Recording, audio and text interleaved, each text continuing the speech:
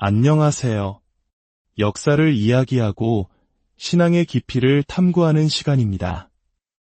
오늘의 이야기는 우리 각자의 신앙의 본질을 되돌아보게 하는 매우 중요한 질문에서 시작됩니다. 이 이야기가 여러분의 마음에 깊은 울림을 준다면 구독과 좋아요를 통해 더 많은 분들이 이 은총을 나눌 수 있도록 함께해 주십시오. 여러분의 따뜻한 참여 하나하나가 저희에게는 주님 안에서 큰 힘과 격려가 됩니다. 주님의 평화가 여러분과 함께하길 빕니다. 우리는 신앙생활을 하면서 때로 어려운 질문들을 마주하게 됩니다. 어떤 이들은 신앙이란 그저 조용히 마음속에 간직해야 하는 것이며 세상의 복잡하고 고통스러운 문제들에 대해서는 침묵하는 것이 미덕이라고 말하기도 합니다. 하지만 예수님의 가르침과 그분의 삶은 결코 우리의 편의를 위해 특정 부분만 선택하거나 편집될 수 있는 것이 아닙니다. 성경의 말씀은 우리가 듣기 좋은 구절만 골라 읽는 메뉴판이 아닙니다. 그것은 때로 우리를 불편하게 하고 우리의 가치관을 뒤흔들며 더 깊은 성찰로 이끄는 살아있는 하느님의 목소리입니다. 예수님께서 이 땅에 계셨을 때 그분은 과연 당시의 종교 지도자들이나 권력자들이 보기에 정치적으로 올바른 분이셨을까요? 사회적으로나 종교적으로 늘 환영받는 이야기만 하셨을까요? 결코 그렇지 않았습니다. 그분은 진리를 말씀하셨고 그 진리는 때로 많은 이들을 불편하게 만들었습니다. 그렇기에 우리 역시 신앙인으로서 세상의 아픔과 고통을 외면해서는 안 됩니다. 인간의 존엄성이 짓밟히는 곳, 굶주림과 슬픔으로 신음하는 이들이 있는 곳을 향해 하느님의 마음으로 바라보고 이야기할 수 있는 용기가 필요합니다. 그것이 바로 그리스도의 그림자를 따르는 길이기 때문입니다. 자, 이제 오늘의 본문인 마테오 복음 16장으로 함께 들어가 보겠습니다. 이야기의 배경은 카이사리아 필리피라는 곳입니다. 예수님과 제자들이 이 지역에 이르렀을 때 예수님께서는 제자들에게 질문을 던지십니다. 이 장소의 의미를 아는 것은 오늘의 이야기를 이해하는데 매우 중요합니다. 카이사리아 필리피는 어떤 곳이었을까요? 그곳은 당시 기준으로 매우 현대적이고 화려한 도시였습니다. 헤로데 대왕의 아들인 필리포스가 로마 황제에게 경의를 표하기 위해 세운 도시로 카이사르의 도시라는 뜻을 가지고 있습니다. 거대한 대리석으로 지어진 황제 숭배 신전이 도시를 압도하고 있었죠. 즉, 인간의 권력을 신격화하는 장소였습니다. 뿐만 아니라 이곳은 고대부터 그리스 신화 속목신 판을 숭배하던 중심지이기도 했습니다. 수많은 이교의 제단과 신상들이 즐비한 영적으로 매우 혼탁한 곳이었습니다. 바로 그곳 세상의 권력과 거짓신들이 가득한 한복판에서 허름한 옷을 입은 목수 출신의 랍비 예수께서 평범한 어부 출신 제자들에게 인류 역사상 가장 중요한 질문을 던지십니다. 사람들이 사람의 아들을 누구라고 하느냐? 이 질문은 예수님께서 자신의 정체성에 대해 혼란을 겪고 계셨기 때문이 아닙니다. 이것은 제자들의 믿음을 확인하고 그들을 더 깊은 차원으로 이끌기 위한 교육, 즉 교리 교육의 시작이었습니다. 예수님의 교육 방식은 매우 단순하면서도 핵심을 꿰뚫습니다. 먼저 질문을 던지고 답을 기다리고 그 답을 바탕으로 더 깊은 질문으로 나아갑니다. 제자들은 사람들이 하는 말을 전합니다. 어떤 이들은 세례자 요한이라고 하고 어떤 이들은 엘리야, 또 어떤 이들은 예레미야나 예언자 가운데 한 분이라고 합니다. 당시 유다인들은 메시아가 오시기 전에 위대한 예언자 엘리야가 먼저 올 것이라고 굳게 믿었습니다. 사람들은 예수님을 위대한 기적을 행하는 분, 존경할 만한 예언자로 생각했지만 그 이상은 보지 못했습니다. 그들은 예수님의 참된 가치를 알아보지 못하고 있었던 것입니다. 그러자 예수님께서는 이제 질문의 방향을 제자들에게로 돌리십니다. 이것이 바로 오늘의 핵심 질문입니다. 그러면 너희는 나를 누구라고 하느냐? 이 질문은 2000년 전 제자들에게만 던져진 것이 아닙니다. 오늘, 이 순간, 바로 우리 각자에게 매일 던져지는 질문입니다. 너는 나를 누구라고 생각하느냐? 우리가 주일마다 미사에 참여하는 이유는 무엇입니까? 단순히 신자로서의 의무를 다하기 위해서입니까? 아니면 오랜 습관 때문입니까? 만약 우리가 그 자리에 계신 분이 바로 살아계신 하느님의 아드님이심을 믿고 그분을 경배하기 위해 모인 것이 아니라면 우리의 참석은 의미를 잃게 될 것입니다. 예수님의 질문에서 중요한 것은 너희는이라는 단어입니다. 다른 사람이 어떻게 말하는지, 책에 뭐라고 쓰여 있는지가 중요한 것이 아닙니다. 다른 사람의 신앙 간증이나 부모님으로부터 물려받은 지식은 천국에서 통하지 않습니다. 저명한 신학자 리처드 로어 신부님은 이런 말을 했습니다. 하느님께는 손주가 없습니다. 이 말은 우리 각자가 하느님의 직접적인 자녀라는 뜻입니다. 우리는 신앙의 2세, 3세가 아니라 하느님과 직접 관계를 맺는 1세대 신앙인이어야 합니다. 바로 나 자신의 목소리로, 나의 심장으로 고백하는 살아있는 신앙을 주님께서는 원하십니다. 그때 시몬 베드로가 나서서 대답합니다. 스승님은 살아계신 하느님의 아드님 그리스도이십니다. 이 순간 베드로의 신앙은 새로운 차원으로 도약합니다. 이것은 인간의 지식이나 추론으로 얻을 수 있는 답이 아니었습니다. 베드로는 예수님을 단순히 위대한 인물이 아닌 세상의 구원자, 메시아, 즉 그리스도라고 고백한 것입니다. 하지만 우리가 기억해야 할 것은 위대한 고백을 한순간에도 베드로는 자신이 한 말의 깊은 의미를 온전히 이해하지는 못했다는 점입니다. 당시 유다인들에게 메시아라는 단어는 강력한 힘을 가진 왕, 로마의 압제에서 민족을 해방시킬 위대한 전사와 같은 이미지와 연결되어 있었습니다. 베드로 역시 그러한 기대를 품고 있었을 것입니다. 예수님께서는 베드로의 대답을 들으시고 이렇게 말씀하십니다. 시몬 바르요나, 너는 행복하다. 살과 피가 아니라 하늘에 계신 내 아버지께서 그것을 너에게 알려주셨기 때문이다. 예수님께서는 베드로의 고백이 그의 지혜가 아닌 하느님으로부터 온 선물, 즉 은총임을 분명히 하십니다. 그렇습니다. 믿음은 하느님께서 주시는 선물입니다. 우리가 노력해서 얻거나 머리로 이해해서 생기는 것이 아닙니다. 그것은 하느님께서 우리의 마음에 직접 심어주시는 은총입니다. 우리의 모든 통찰과 깨달음은 하느님으로부터 비롯됩니다. 그리고 예수님께서는 이어서 놀라운 말씀을 하십니다. 나 또한 너에게 말한다. 너는 베드로이다. 내가 이 반석 위에 내 교회를 세울 터인즉 저승의 세력도 그것을 이기지 못할 것이다. 이 구절은 마테오 복음에만 기록된 매우 중요한 부분입니다. 로마의 성 베드로 대성전에 가보시면 중앙돔 아래에 바로 이 구절이 라틴어로 새겨져 있습니다. 투 ES 필러스 예수님께서 쓰신 아람어로 반석은 케파이며 여기서 케파스라는 이름이 유래했습니다. 그리고 이것이 그리스어 페트라를 거쳐 라틴어 페트루스, 즉 베드로가 된 것입니다. 여기서 예수님은 내 교회라는 표현을 쓰십니다. 교회라는 단어는 복음서 전체에서 단 2번 등장하는데 모두 마테오 복음에만 나옵니다. 이때 교회를 뜻하는 그리스어 에클레시아는 우리가 생각하는 벽돌 건물을 의미하는 것이 아닙니다. 그 본래의 뜻은 세상으로부터 특별히 부름받은 이들의 모임입니다. 즉, 우리는 교회에 가는 것이 아니라 우리 자신이 바로 교회인 것입니다.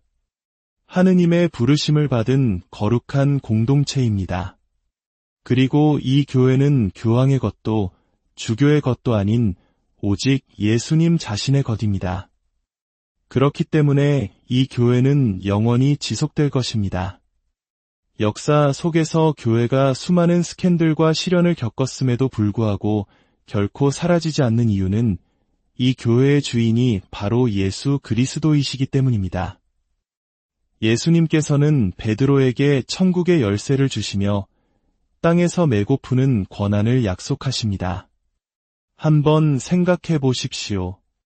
이 엄청난 권한을 누구에게 주셨습니까? 학식이 높은 학자나 권력자가 아닌 평범하고 결점 많은 어부에게 주셨습니다. 그리고 불과 몇 구절 뒤에 바로 그 어부는 예수님으로부터 사탄아, 물러가라는 꾸지람을 듣게 됩니다. 주님께서는 이렇듯 불완전한 우리를 믿으시고 당신의 가장 중요한 일의 중심에 우리를 부르십니다. 이제 이야기의 분위기가 급격하게 바뀝니다. 베드로가 위대한 신앙 고백을 한 직후 예수님께서는 제자들에게 당신이 그리스도라는 사실을 아무에게도 말하지 말라고 명하십니다. 그리고 그때부터 당신이 반드시 예루살렘에 올라가 수많은 고난을 겪고 죽임을 당하셨다가 사흘날에 되살아나셔야 한다는 것을 가르치기 시작하셨습니다. 이것이 바로 베드로와 제자들을 충격에 빠뜨린 지점입니다. 그들이 상상했던 영광스러운 왕, 힘있는 메시아의 모습은 산산조각이 났습니다. 예수님께서는 영광이 아닌 고난과 죽음에 대해 말씀하기 시작하신 것입니다. 우리는 여기서 기독교 신앙의 핵심을 발견합니다. 우리 주님의 순환과 죽음, 그리고 부활은 메시아의 역할에서 결코 분리될 수 없는 본질적인 부분입니다. 마찬가지로 그리스도인의 삶에서 십자가, 즉 고난은 선택사항이 아닙니다. 저는 십자가 없는 그리스도를 믿고 싶습니다. 라고 말하는 것은 신앙의 본질을 이해하지 못하는 것입니다. 왜 하느님은 저에게 이런 고통을 주십니까? 라는 질문이 터져나오는 감정은 이해할 수 있지만 고난은 그리스도인의 삶에 내재된 일부임을 기억해야 합니다. 이 사실을 받아들일 수 없었던 베드로는 예수님을 붙들고 맙서사, 주님, 그런 일은 주님께 결코 일어나지 않을 것입니다. 하고 항의하기 시작합니다. 인간적인 연민과 스승에 대한 사랑에서 나온 말이었을 것입니다. 그러나 예수님께서는 돌아서서 베드로에게 말씀하십니다. 사탄아, 물러가라. 너는 나에게 걸림돌이다. 너는 하느님의 일은 생각하지 않고 사람의 일만 생각하는구나. 이 얼마나 무섭고 충격적인 말씀입니까? 방금 전 교회의 반석이라 칭찬받았던 수제자가 한순간에 사탄, 걸림돌이라는 말을 듣게 된 것입니다. 예수님께서는 이토록 혹독하게 베드로를 꾸짖으셨을까요? 예수님께서는 베드로의 말 뒤에 숨어있는 유혹의 목소리를 들으셨기 때문입니다. 십자가 없는 영광, 고난 없는 구원을 속삭이는 것은 바로 사탄의 방식입니다. 베드로는 선의를 가지고 말했지만 그 순간 그의 생각은 하느님의 계획이 아닌 지극히 인간적인 생각에 머물러 있었습니다. 그는 고통을 피하고 쉬운 길을 가려는 세상의 논리를 대변하고 있었던 것입니다.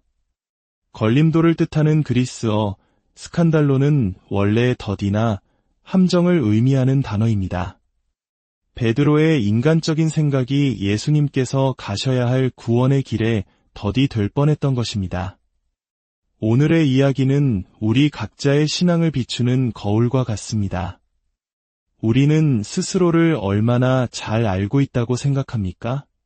우리의 마음 안에도 영광스러운 신앙을 고백하는 베드로와 십자가를 피하려는 인간적인 베드로가 함께 살고 있습니다. 우리의 삶 속에서 하느님의 뜻과 나의 인간적인 생각이 충돌할 때 우리는 과연 어느 쪽을 선택하고 있습니까?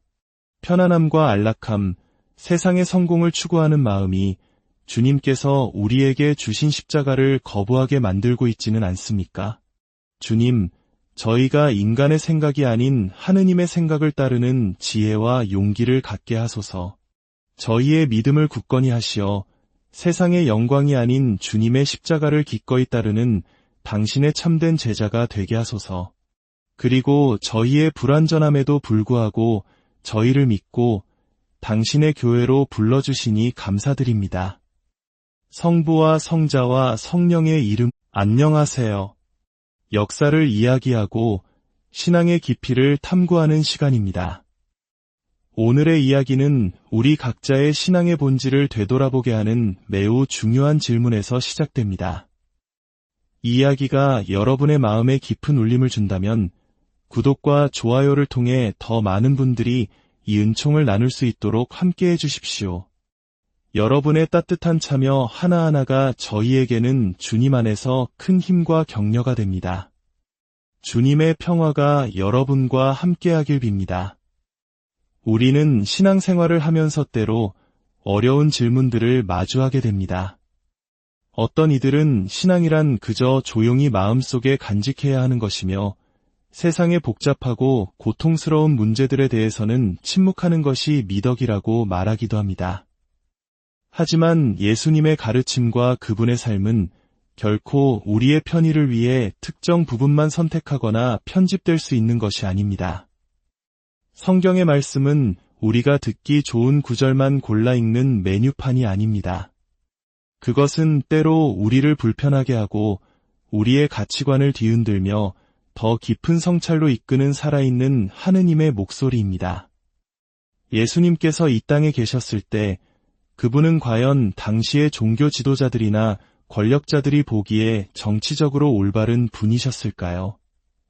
사회적으로나 종교적으로 늘 환영받는 이야기만 하셨을까요? 결코 그렇지 않았습니다. 그분은 진리를 말씀하셨고 그 진리는 때로 많은 이들을 불편하게 만들었습니다. 그렇기에 우리 역시 신앙인으로서 세상의 아픔과 고통을 외면해서는 안 됩니다. 인간의 존엄성이 짓밟히는 곳, 굶주림과 슬픔으로 신음하는 이들이 있는 곳을 향해 하느님의 마음으로 바라보고 이야기할 수 있는 용기가 필요합니다. 그것이 바로 그리스도의 그림자를 따르는 길이기 때문입니다. 자, 이제 오늘의 본문인 마테오 복음 16장으로 함께 들어가 보겠습니다. 이야기의 배경은 카이사리아 필리피라는 곳입니다. 예수님과 제자들이 이 지역에 이르렀을 때 예수님께서는 제자들에게 질문을 던지십니다. 이 장소의 의미를 아는 것은 오늘의 이야기를 이해하는데 매우 중요합니다. 카이사리아 필리피는 어떤 곳이었을까요? 그곳은 당시 기준으로 매우 현대적이고 화려한 도시였습니다.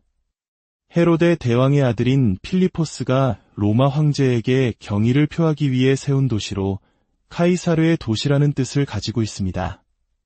거대한 대리석으로 지어진 황제 숭배 신전이 도시를 압도하고 있었죠. 즉, 인간의 권력을 신격화하는 장소였습니다. 뿐만 아니라 이곳은 고대부터 그리스 신화 송목신 판을 숭배하던 중심지이기도 했습니다. 수많은 이교의 제단과 신상들이 즐비한 영적으로 매우 혼탁한 곳이었습니다. 바로 그곳, 세상의 권력과 거짓신들이 가득한 한복판에서 허름한 옷을 입은 목수 출신의 랍비 예수께서 평범한 어부 출신 제자들에게 인류 역사상 가장 중요한 질문을 던지십니다. 사람들이 사람의 아들을 누구라고 하느냐? 이 질문은 예수님께서 자신의 정체성에 대해 혼란을 겪고 계셨기 때문이 아닙니다. 이것은 제자들의 믿음을 확인하고 그들을 더 깊은 차원으로 이끌기 위한 교육, 즉 교리 교육의 시작이었습니다. 예수님의 교육 방식은 매우 단순하면서도 핵심을 꿰뚫습니다. 먼저 질문을 던지고 답을 기다리고 그 답을 바탕으로 더 깊은 질문으로 나아갑니다. 제자들은 사람들이 하는 말을 전합니다. 어떤 이들은 세례자 요한이라고 하고 어떤 이들은 엘리야, 또 어떤 이들은 예레미야나 예언자 가운데 한 분이라고 합니다. 당시 유다인들은 메시아가 오시기 전에 위대한 예언자 엘리야가 먼저 올 것이라고 굳게 믿었습니다. 사람들은 예수님을 위대한 기적을 행하는 분, 존경할 만한 예언자로 생각했지만 그 이상은 보지 못했습니다. 그들은 예수님의 참된 가치를 알아보지 못하고 있었던 것입니다. 그러자 예수님께서는 이제 질문의 방향을 제자들에게로 돌리십니다. 이것이 바로 오늘의 핵심 질문입니다. 그러면 너희는 나를 누구라고 하느냐? 이 질문은 2000년 전 제자들에게만 던져진 것이 아닙니다. 오늘, 이 순간, 바로 우리 각자에게 매일 던져지는 질문입니다. 너는 나를 누구라고 생각하느냐? 우리가 주일마다 미사에 참여하는 이유는 무엇입니까? 단순히 신자로서의 의무를 다하기 위해서입니까? 아니면 오랜 습관 때문입니까? 만약 우리가 그 자리에 계신 분이 바로 살아계신 하느님의 아드님이심을 믿고 그분을 경배하기 위해 모인 것이 아니라면 우리의 참석은 의미를 잃게 될 것입니다. 예수님의 질문에서 중요한 것은 너희는이라는 단어입니다. 다른 사람이 어떻게 말하는지, 책에 뭐라고 쓰여 있는지가 중요한 것이 아닙니다. 다른 사람의 신앙 간증이나 부모님으로부터 물려받은 지식은 천국에서 통하지 않습니다. 저명한 신학자 리처드 로어 신부님은 이런 말을 했습니다. 하느님께는 손주가 없습니다. 이 말은 우리 각자가 하느님의 직접적인 자녀라는 뜻입니다. 우리는 신앙의 2세, 3세가 아니라 하느님과 직접 관계를 맺는 1세대 신앙인이어야 합니다. 바로 나 자신의 목소리로, 나의 심장으로 고백하는 살아있는 신앙을 주님께서는 원하십니다. 그때 시몬 베드로가 나서서 대답합니다. 스승님은 살아계신 하느님의 아드님 그리스도이십니다. 이 순간 베드로의 신앙은 새로운 차원으로 도약합니다. 이것은 인간의 지식이나 추론으로 얻을 수 있는 답이 아니었습니다. 베드로는 예수님을 단순히 위대한 인물이 아닌 세상의 구원자, 메시아, 즉 그리스도라고 고백한 것입니다. 하지만 우리가 기억해야 할 것은 위대한 고백을 한순간에도 베드로는 자신이 한 말의 깊은 의미를 온전히 이해하지는 못했다는 점입니다. 당시 유다인들에게 메시아라는 단어는 강력한 힘을 가진 왕, 로마의 압제에서 민족을 해방시킬 위대한 전사와 같은 이미지와 연결되어 있었습니다. 베드로 역시 그러한 기대를 품고 있었을 것입니다. 예수님께서는 베드로의 대답을 들으시고 이렇게 말씀하십니다. 시몬 바르요나, 너는 행복하다. 살과 피가 아니라 하늘에 계신 내 아버지께서 그것을 너에게 알려주셨기 때문이다. 예수님께서는 베드로의 고백이 그의 지혜가 아닌 하느님으로부터 온 선물, 즉 은총임을 분명히 하십니다. 그렇습니다. 믿음은 하느님께서 주시는 선물입니다. 우리가 노력해서 얻거나 머리로 이해해서 생기는 것이 아닙니다. 그것은 하느님께서 우리의 마음에 직접 심어주시는 은총입니다. 우리의 모든 통찰과 깨달음은 하느님으로부터 비롯됩니다. 그리고 예수님께서는 이어서 놀라운 말씀을 하십니다. 나 또한 너에게 말한다. 너는 베드로이다. 내가 이 반석 위에 내 교회를 세울 터인즉 저승의 세력도 그것을 이기지 못할 것이다. 이 구절은 마테오 복음에만 기록된 매우 중요한 부분입니다. 로마의 성 베드로 대성전에 가보시면 중앙도 아래에 바로 이 구절이 라틴어로 새겨져 있습니다. 투 ES 필러스 예수님께서 쓰신 아람어로 반석은 케파이며 여기서 케파스라는 이름이 유래했습니다. 그리고 이것이 그리스어 페트라를 거쳐 라틴어 페트루스, 즉 베드로가 된 것입니다. 여기서 예수님은 내 교회라는 표현을 쓰십니다. 교회라는 단어는 복음서 전체에서 단 2번 등장하는데 모두 마테오 복음에만 나옵니다. 이때 교회를 뜻하는 그리스어 에클레시아는 우리가 생각하는 벽돌 건물을 의미하는 것이 아닙니다. 그 본래의 뜻은 세상으로부터 특별히 부름받은 이들의 모임입니다. 즉, 우리는 교회에 가는 것이 아니라 우리 자신이 바로 교회인 것입니다. 하느님의 부르심을 받은 거룩한 공동체입니다. 그리고 이 교회는 교황의 것도 주교의 것도 아닌 오직 예수님 자신의 것입니다. 그렇기 때문에 이 교회는 영원히 지속될 것입니다. 역사 속에서 교회가 수많은 스캔들과 시련을 겪었음에도 불구하고 결코 사라지지 않는 이유는 이 교회의 주인이 바로 예수 그리스도이시기 때문입니다. 예수님께서는 베드로에게 천국의 열쇠를 주시며 땅에서 메고 푸는 권한을 약속하십니다. 한번 생각해 보십시오. 이 엄청난 권한을 누구에게 주셨습니까? 학식이 높은 학자나 권력자가 아닌 평범하고 결점 많은 어부에게 주셨습니다. 그리고 불과 몇 구절 뒤에 바로 그 어부는 예수님으로부터 사탄아, 물러가라는 꾸지람을 듣게 됩니다. 주님께서는 이렇듯 불완전한 우리를 믿으시고 당신의 가장 중요한 일의 중심에 우리를 부르십니다. 이제 이야기의 분위기가 급격하게 바뀝니다. 베드로가 위대한 신앙 고백을 한 직후 예수님께서는 제자들에게 당신이 그리스도라는 사실을 아무에게도 말하지 말라고 명하십니다. 그리고 그때부터 당신이 반드시 예루살렘에 올라가 수많은 고난을 겪고 죽임을 당하셨다가 사흘날에 되살아나셔야 한다는 것을 가르치기 시작하셨습니다.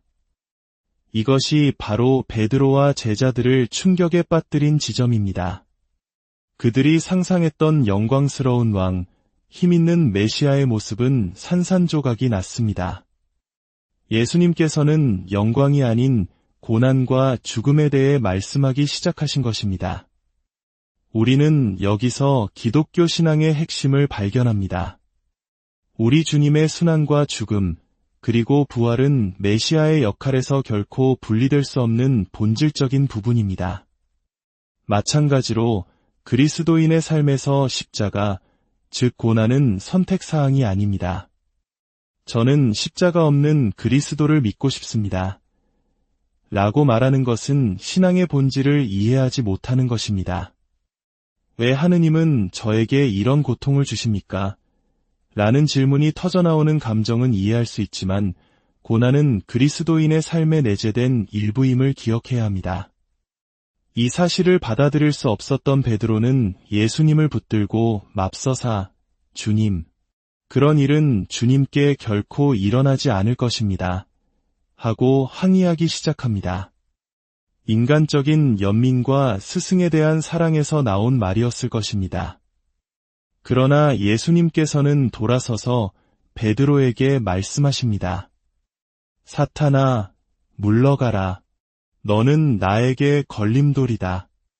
너는 하느님의 일은 생각하지 않고 사람의 일만 생각하는구나. 이 얼마나 무섭고 충격적인 말씀입니까? 방금 전 교회의 반석이라 칭찬받았던 수제자가 한순간에 사탄, 걸림돌이라는 말을 듣게 된 것입니다. 예수님께서는 이토록 혹독하게 베드로를 꾸짖으셨을까요? 예수님께서는 베드로의 말 뒤에 숨어있는 유혹의 목소리를 들으셨기 때문입니다. 십자가 없는 영광, 고난 없는 구원을 속삭이는 것은 바로 사탄의 방식입니다. 베드로는 선의를 가지고 말했지만 그 순간 그의 생각은 하느님의 계획이 아닌 지극히 인간적인 생각에 머물러 있었습니다. 그는 고통을 피하고 쉬운 길을 가려는 세상의 논리를 대변하고 있었던 것입니다. 걸림돌을 뜻하는 그리스어 스칸달로는 원래 더디나 함정을 의미하는 단어입니다. 베드로의 인간적인 생각이 예수님께서 가셔야 할 구원의 길에 더디 될 뻔했던 것입니다. 오늘의 이야기는 우리 각자의 신앙을 비추는 거울과 같습니다. 우리는 스스로를 얼마나 잘 알고 있다고 생각합니까? 우리의 마음 안에도 영광스러운 신앙을 고백하는 베드로와 십자가를 피하려는 인간적인 베드로가 함께 살고 있습니다. 우리의 삶 속에서 하느님의 뜻과 나의 인간적인 생각이 충돌할 때 우리는 과연 어느 쪽을 선택하고 있습니까? 편안함과 안락함, 세상의 성공을 추구하는 마음이 주님께서 우리에게 주신 십자가를 거부하게 만들고 있지는 않습니까? 주님, 저희가 인간의 생각이 아닌 하느님의 생각을 따르는 지혜와 용기를 갖게 하소서. 저희의 믿음을 굳건히 하시어 세상의 영광이 아닌 주님의 십자가를 기꺼이 따르는 당신의 참된 제자가 되게 하소서. 그리고 저희의 불완전함에도 불구하고 저희를 믿고 당신의 교회로 불러주시니 감사드립니다. 성부와 성자와 성령의 이름, 안녕하세요. 역사를 이야기하고 신앙의 깊이를 탐구하는 시간입니다. 오늘의 이야기는 우리 각자의 신앙의 본질을 되돌아보게 하는 매우 중요한 질문에서 시작됩니다. 이 이야기가 여러분의 마음에 깊은 울림을 준다면 구독과 좋아요를 통해 더 많은 분들이 이 은총을 나눌 수 있도록 함께해 주십시오. 여러분의 따뜻한 참여 하나하나가 저희에게는 주님 안에서 큰 힘과 격려가 됩니다. 주님의 평화가 여러분과 함께하길 빕니다. 우리는 신앙생활을 하면서 때로 어려운 질문들을 마주하게 됩니다. 어떤 이들은 신앙이란 그저 조용히 마음속에 간직해야 하는 것이며 세상의 복잡하고 고통스러운 문제들에 대해서는 침묵하는 것이 미덕이라고 말하기도 합니다. 하지만 예수님의 가르침과 그분의 삶은 결코 우리의 편의를 위해 특정 부분만 선택하거나 편집될 수 있는 것이 아닙니다. 성경의 말씀은 우리가 듣기 좋은 구절만 골라 읽는 메뉴판이 아닙니다. 그것은 때로 우리를 불편하게 하고 우리의 가치관을 뒤흔들며 더 깊은 성찰로 이끄는 살아있는 하느님의 목소리입니다. 예수님께서 이 땅에 계셨을 때 그분은 과연 당시의 종교 지도자들이나 권력자들이 보기에 정치적으로 올바른 분이셨을까요? 사회적으로나 종교적으로 늘 환영받는 이야기만 하셨을까요? 결코 그렇지 않았습니다. 그분은 진리를 말씀하셨고 그 진리는 때로 많은 이들을 불편하게 만들었습니다. 그렇기에 우리 역시 신앙인으로서 세상의 아픔과 고통을 외면해서는 안 됩니다. 인간의 존엄성이 짓밟히는 곳, 굶주림과 슬픔으로 신음하는 이들이 있는 곳을 향해 하느님의 마음으로 바라보고 이야기할 수 있는 용기가 필요합니다. 그것이 바로 그리스도의 그림자를 따르는 길이기 때문입니다. 자, 이제 오늘의 본문인 마테오 복음 16장으로 함께 들어가 보겠습니다. 이야기의 배경은 카이사리아 필리피라는 곳입니다. 예수님과 제자들이 이 지역에 이르렀을 때 예수님께서는 제자들에게 질문을 던지십니다. 이 장소의 의미를 아는 것은 오늘의 이야기를 이해하는데 매우 중요합니다. 카이사리아 필리피는 어떤 곳이었을까요? 그곳은 당시 기준으로 매우 현대적이고 화려한 도시였습니다. 헤로데 대왕의 아들인 필리포스가 로마 황제에게 경의를 표하기 위해 세운 도시로 카이사르의 도시라는 뜻을 가지고 있습니다. 거대한 대리석으로 지어진 황제 숭배 신전이 도시를 압도하고 있었죠. 즉, 인간의 권력을 신격화하는 장소였습니다. 뿐만 아니라 이곳은 고대부터 그리스 신화 속목신 판을 숭배하던 중심지이기도 했습니다. 수많은 이교의 제단과 신상들이 즐비한 영적으로 매우 혼탁한 곳이었습니다. 바로 그곳, 세상의 권력과 거짓 신들이 가득한 한복판에서 허름한 옷을 입은 목수 출신의 랍비 예수께서 평범한 어부 출신 제자들에게 인류 역사상 가장 중요한 질문을 던지십니다. 사람들이 사람의 아들을 누구라고 하느냐? 이 질문은 예수님께서 자신의 정체성에 대해 혼란을 겪고 계셨기 때문이 아닙니다. 이것은 제자들의 믿음을 확인하고 그들을 더 깊은 차원으로 이끌기 위한 교육, 즉 교리 교육의 시작이었습니다. 예수님의 교육 방식은 매우 단순하면서도 핵심을 꿰뚫습니다.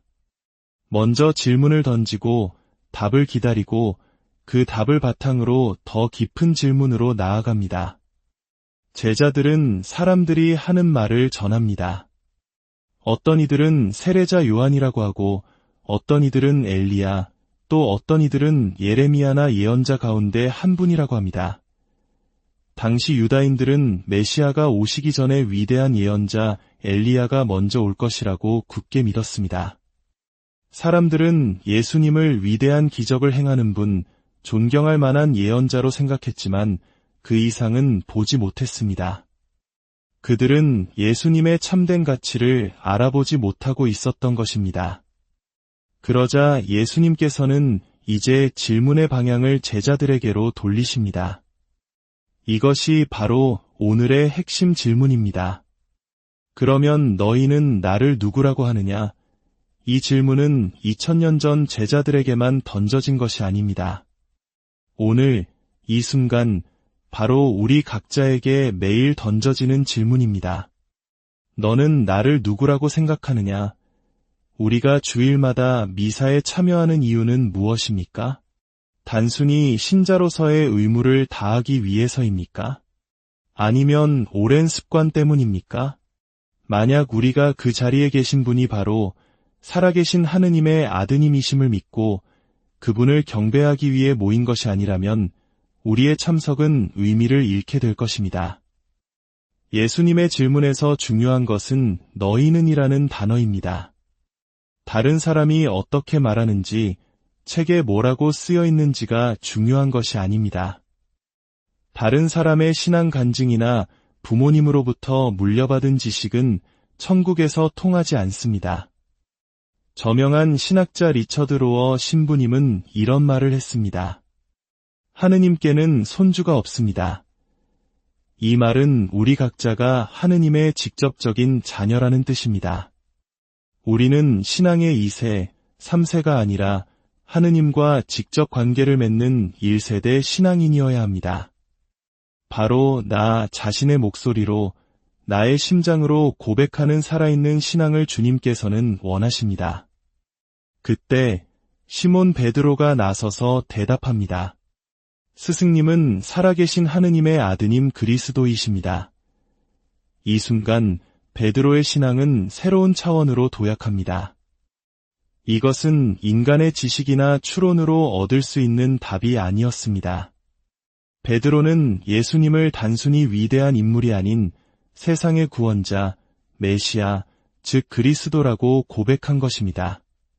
하지만 우리가 기억해야 할 것은 위대한 고백을 한순간에도 베드로는 자신이 한 말의 깊은 의미를 온전히 이해하지는 못했다는 점입니다. 당시 유다인들에게 메시아라는 단어는 강력한 힘을 가진 왕, 로마의 압제에서 민족을 해방시킬 위대한 전사와 같은 이미지와 연결되어 있었습니다. 베드로 역시 그러한 기대를 품고 있었을 것입니다. 예수님께서는 베드로의 대답을 들으시고 이렇게 말씀하십니다.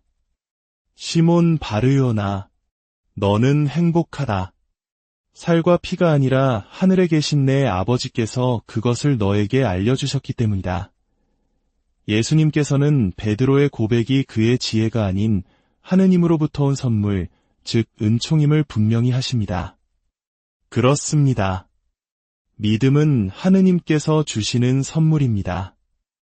우리가 노력해서 얻거나 머리로 이해해서 생기는 것이 아닙니다. 그것은 하느님께서 우리의 마음에 직접 심어주시는 은총입니다. 우리의 모든 통찰과 깨달음은 하느님으로부터 비롯됩니다. 그리고 예수님께서는 이어서 놀라운 말씀을 하십니다. 나 또한 너에게 말한다. 너는 베드로이다.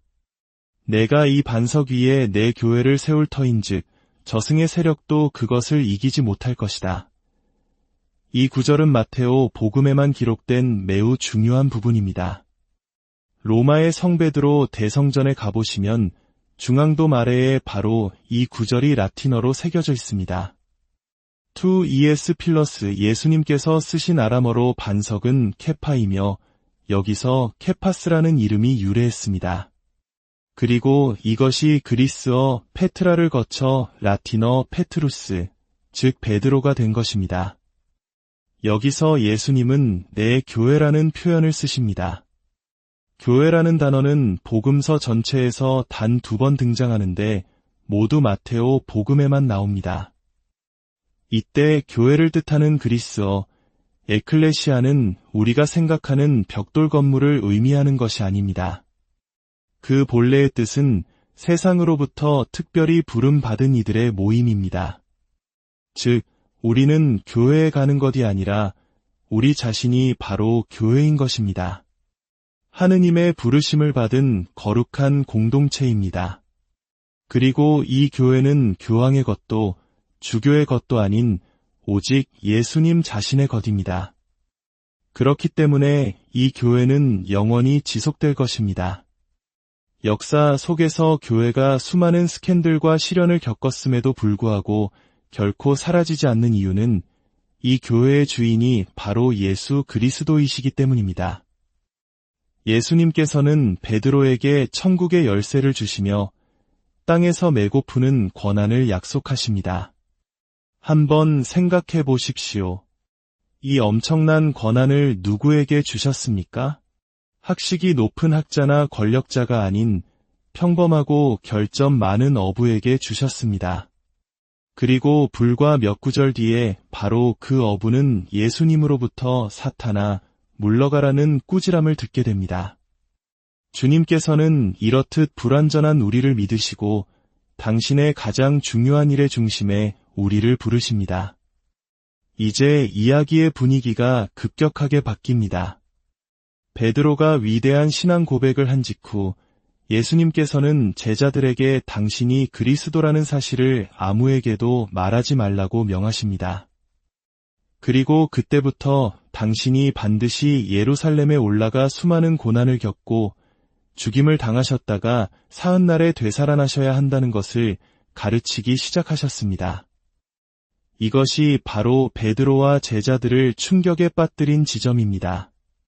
그들이 상상했던 영광스러운 왕, 힘있는 메시아의 모습은 산산조각이 났습니다.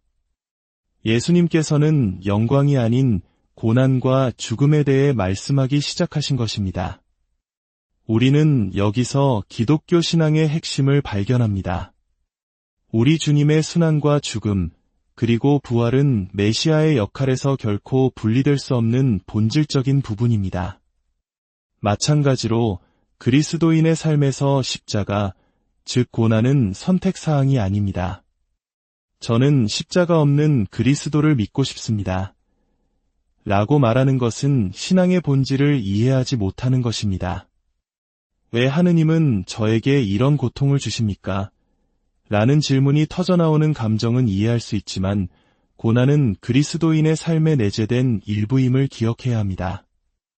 이 사실을 받아들일 수 없었던 베드로는 예수님을 붙들고 맙서사, 주님, 그런 일은 주님께 결코 일어나지 않을 것입니다. 하고 항의하기 시작합니다. 인간적인 연민과 스승에 대한 사랑에서 나온 말이었을 것입니다. 그러나 예수님께서는 돌아서서 베드로에게 말씀하십니다. 사탄아, 물러가라. 너는 나에게 걸림돌이다. 너는 하느님의 일은 생각하지 않고 사람의 일만 생각하는구나. 이 얼마나 무섭고 충격적인 말씀입니까? 방금 전 교회의 반석이라 칭찬받았던 수제자가 한순간에 사탄, 걸림돌이라는 말을 듣게 된 것입니다. 예수님께서는 이토록 혹독하게 베드로를 꾸짖으셨을까요? 예수님께서는 베드로의 말 뒤에 숨어있는 유혹의 목소리를 들으셨기 때문입니다. 십자가 없는 영광, 고난 없는 구원을 속삭이는 것은 바로 사탄의 방식입니다.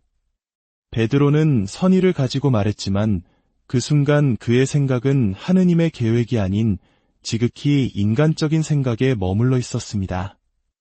그는 고통을 피하고 쉬운 길을 가려는 세상의 논리를 대변하고 있었던 것입니다. 걸림돌을 뜻하는 그리스어 스칸달로는 원래 더디나 함정을 의미하는 단어입니다.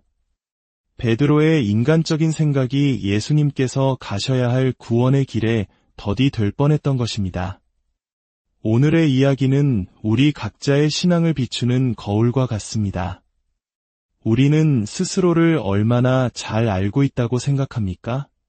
우리의 마음 안에도 영광스러운 신앙을 고백하는 베드로와 십자가를 피하려는 인간적인 베드로가 함께 살고 있습니다. 우리의 삶 속에서 하느님의 뜻과 나의 인간적인 생각이 충돌할 때 우리는 과연 어느 쪽을 선택하고 있습니까? 편안함과 안락함, 세상의 성공을 추구하는 마음이 주님께서 우리에게 주신 십자가를 거부하게 만들고 있지는 않습니까?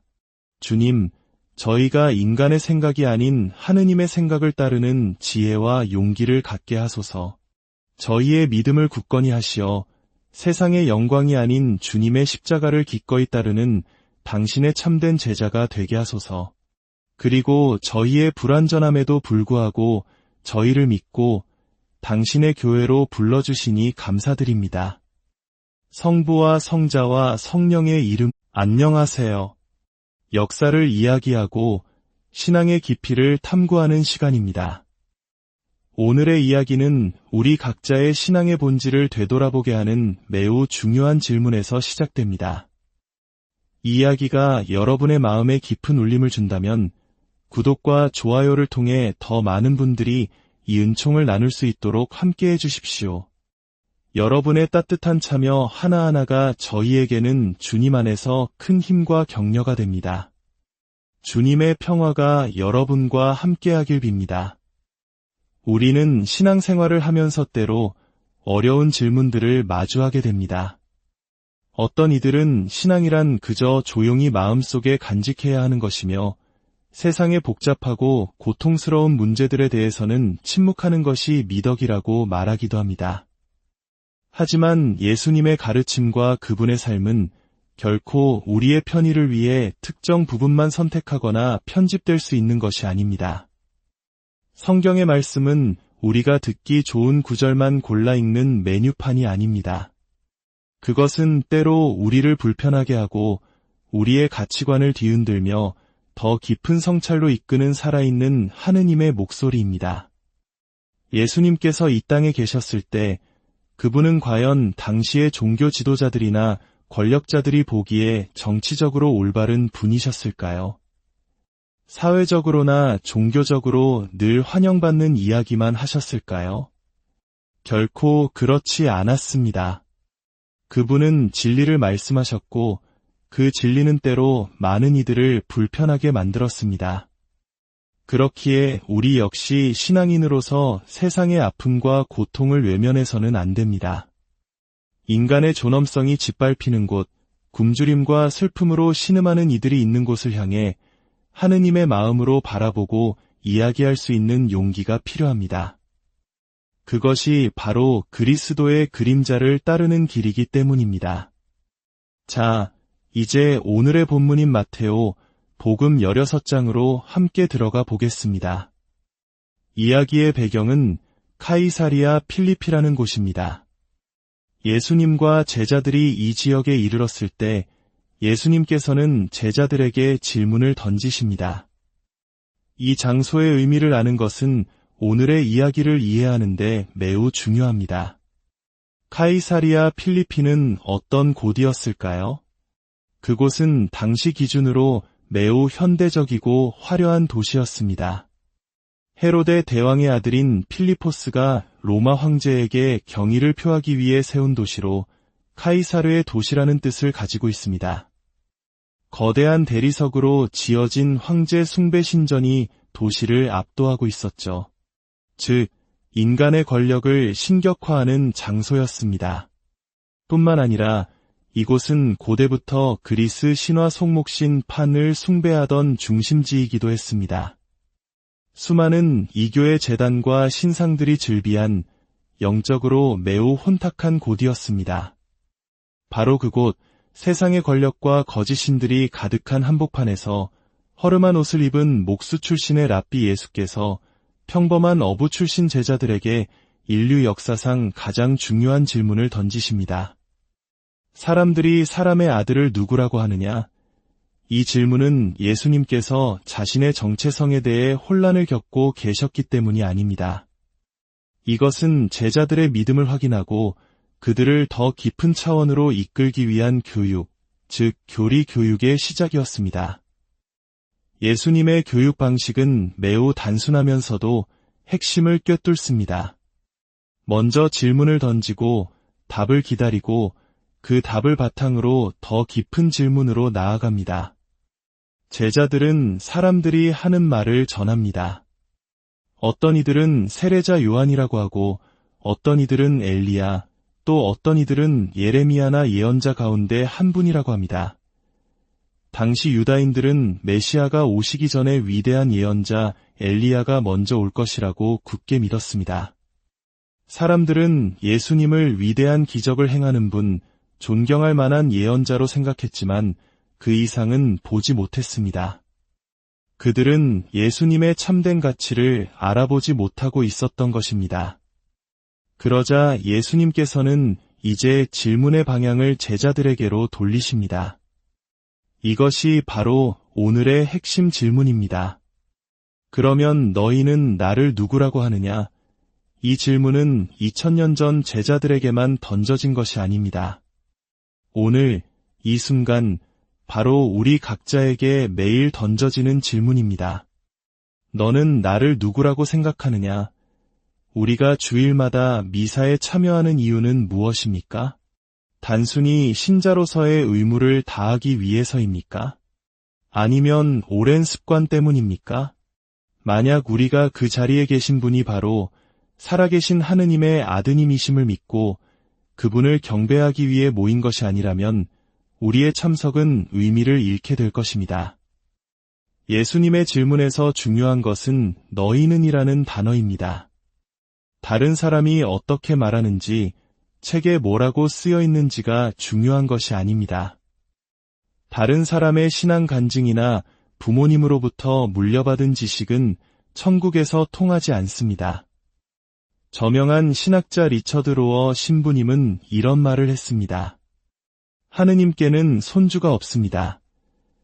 이 말은 우리 각자가 하느님의 직접적인 자녀라는 뜻입니다. 우리는 신앙의 2세, 3세가 아니라 하느님과 직접 관계를 맺는 1세대 신앙인이어야 합니다. 바로 나 자신의 목소리로, 나의 심장으로 고백하는 살아있는 신앙을 주님께서는 원하십니다.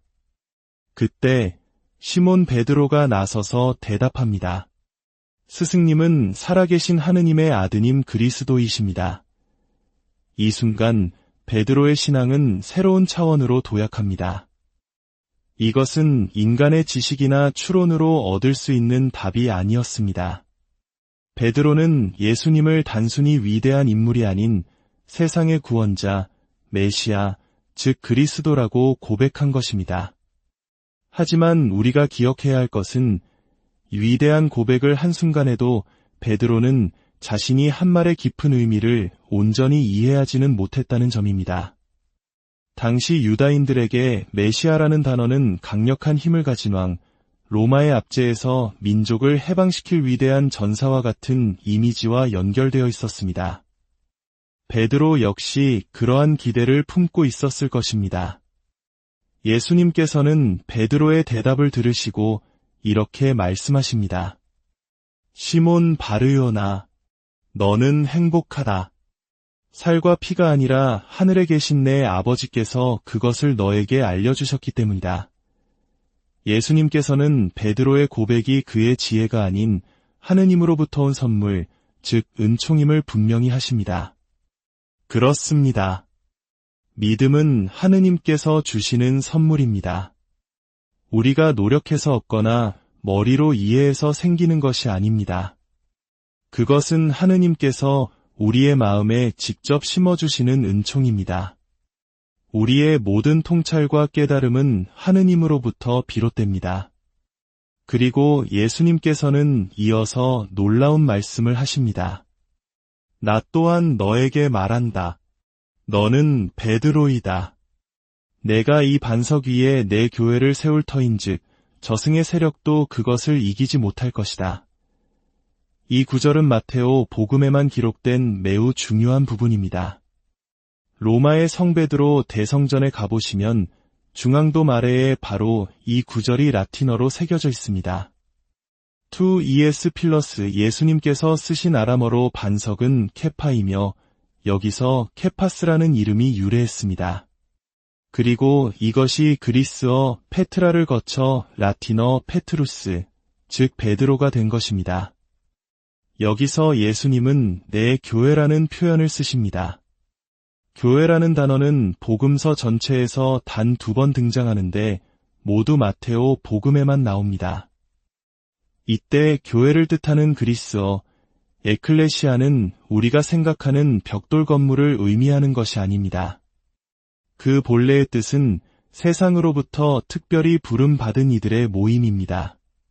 즉, 우리는 교회에 가는 것이 아니라 우리 자신이 바로 교회인 것입니다. 하느님의 부르심을 받은 거룩한 공동체입니다. 그리고 이 교회는 교황의 것도 주교의 것도 아닌 오직 예수님 자신의 것입니다. 그렇기 때문에 이 교회는 영원히 지속될 것입니다. 역사 속에서 교회가 수많은 스캔들과 시련을 겪었음에도 불구하고 결코 사라지지 않는 이유는 이 교회의 주인이 바로 예수 그리스도이시기 때문입니다. 예수님께서는 베드로에게 천국의 열쇠를 주시며 땅에서 메고 푸는 권한을 약속하십니다. 한번 생각해 보십시오. 이 엄청난 권한을 누구에게 주셨습니까? 학식이 높은 학자나 권력자가 아닌 평범하고 결점 많은 어부에게 주셨습니다. 그리고 불과 몇 구절 뒤에 바로 그 어부는 예수님으로부터 사탄아, 물러가라는 꾸지람을 듣게 됩니다. 주님께서는 이렇듯 불완전한 우리를 믿으시고 당신의 가장 중요한 일의 중심에 우리를 부르십니다. 이제 이야기의 분위기가 급격하게 바뀝니다. 베드로가 위대한 신앙 고백을 한 직후 예수님께서는 제자들에게 당신이 그리스도라는 사실을 아무에게도 말하지 말라고 명하십니다. 그리고 그때부터 당신이 반드시 예루살렘에 올라가 수많은 고난을 겪고 죽임을 당하셨다가 사흘날에 되살아나셔야 한다는 것을 가르치기 시작하셨습니다. 이것이 바로 베드로와 제자들을 충격에 빠뜨린 지점입니다. 그들이 상상했던 영광스러운 왕, 힘있는 메시아의 모습은 산산조각이 났습니다. 예수님께서는 영광이 아닌 고난과 죽음에 대해 말씀하기 시작하신 것입니다. 우리는 여기서 기독교 신앙의 핵심을 발견합니다. 우리 주님의 순환과 죽음, 그리고 부활은 메시아의 역할에서 결코 분리될 수 없는 본질적인 부분입니다. 마찬가지로 그리스도인의 삶에서 십자가, 즉 고난은 선택사항이 아닙니다. 저는 십자가 없는 그리스도를 믿고 싶습니다. 라고 말하는 것은 신앙의 본질을 이해하지 못하는 것입니다. 왜 하느님은 저에게 이런 고통을 주십니까? 라는 질문이 터져나오는 감정은 이해할 수 있지만 고난은 그리스도인의 삶에 내재된 일부임을 기억해야 합니다. 이 사실을 받아들일 수 없었던 베드로는 예수님을 붙들고 맙서사, 주님, 그런 일은 주님께 결코 일어나지 않을 것입니다. 하고 항의하기 시작합니다. 인간적인 연민과 스승에 대한 사랑에서 나온 말이었을 것입니다. 그러나 예수님께서는 돌아서서 베드로에게 말씀하십니다. 사탄아, 물러가라. 너는 나에게 걸림돌이다. 너는 하느님의 일은 생각하지 않고 사람의 일만 생각하는구나. 이 얼마나 무섭고 충격적인 말씀입니까? 방금 전 교회의 반석이라 칭찬받았던 수제자가 한순간에 사탄, 걸림돌이라는 말을 듣게 된 것입니다. 예수님께서는 이토록 혹독하게 베드로를 꾸짖으셨을까요? 예수님께서는 베드로의 말 뒤에 숨어있는 유혹의 목소리를 들으셨기 때문입니다. 십자가 없는 영광, 고난 없는 구원을 속삭이는 것은 바로 사탄의 방식입니다. 베드로는 선의를 가지고 말했지만 그 순간 그의 생각은 하느님의 계획이 아닌 지극히 인간적인 생각에 머물러 있었습니다. 그는 고통을 피하고 쉬운 길을 가려는 세상의 논리를 대변하고 있었던 것입니다. 걸림돌을 뜻하는 그리스어 스칸달로는 원래 더디나 함정을 의미하는 단어입니다. 베드로의 인간적인 생각이 예수님께서 가셔야 할 구원의 길에 더디 될